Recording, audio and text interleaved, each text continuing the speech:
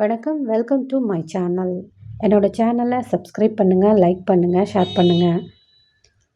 ஞாயிற்றுக்கிழமை அப்படிங்கிறது வாரத்தில் முதல் நாள். இது சூரிய பகவானுக்குரிய நாளாக கருதப்படுதுங்க.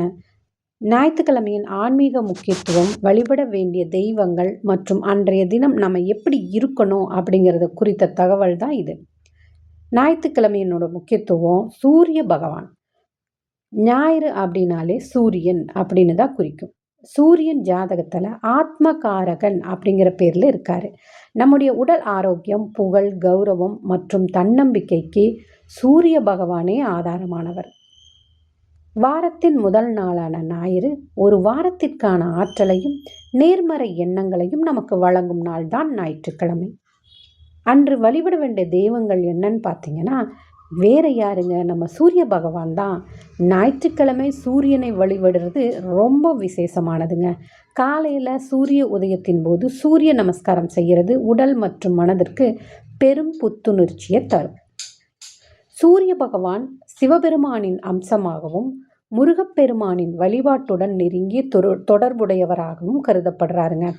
எனவே ஞாயிற்றுக்கிழமை சிவன் அல்லது முருகர் ஆலயங்களுக்கு போகிறது ரொம்ப பலன் தரும். அன்றைய தினம், அதாவது ஞாயிறன்று எப்படி இருக்கணும்னு தெரியுமா? முதல்ல சூரிய நமஸ்காரம். முடிஞ்சா அதிகாலையில் எழுந்து சூரியனை நோக்கி நின்று ஓம் சூர்யாய நமக அப்படின்னு சொல்லி சூரிய நமஸ்காரம் செய்யுங்க. இது உங்கள் நம்பிக்கையை அதிகரிக்கும். ஞாயிற்றுக்கிழமைகளில் முடிஞ்ச வரை எளிமையான சாத்வீக உணவுகளை உட்கொள்வது நல்லது. அசைவ உணவுகளை தவிர்த்து மனதின் அமைதிக்கும் ஆன்மீக உணர்வுக்கும் நல்லது. சுத்தம் மற்றும் ஒழுக்கம் ஞாயிற்றுக்கிழமை மன அமைதியை மிகவும் அதிகப்படுத்தும். தேவையற்ற வாக்குவாதங்களை தவிர்க்கணும். அன்றைய தினம் வீட்டை சுத்தமாக வச்சுருக்கணும். நேர்மறை ஆற்றல் அப்போ நிறைய இருக்கும் உங்களுக்கு. முடியாதவங்க ஏதாவது ஒரு தானம் செய்யலாம். சூரிய பகவானின் அருளை தரும். ஞாயிற்றுக்கிழமைகளில் கோதுமை அல்லது சிவப்பு நிற பொருள்கள் தானம் செய்கிறது மிகவும் சிறப்பு. மனசை அமைதியாக வச்சுக்கிட்டா அடுத்த வாரத்துக்குடைய நிதானமாக இருக்கலாம். ஞாயிற்றுக்கிழமை ரவி வாரம் அப்படின்னு அழைக்கப்படுதுங்க.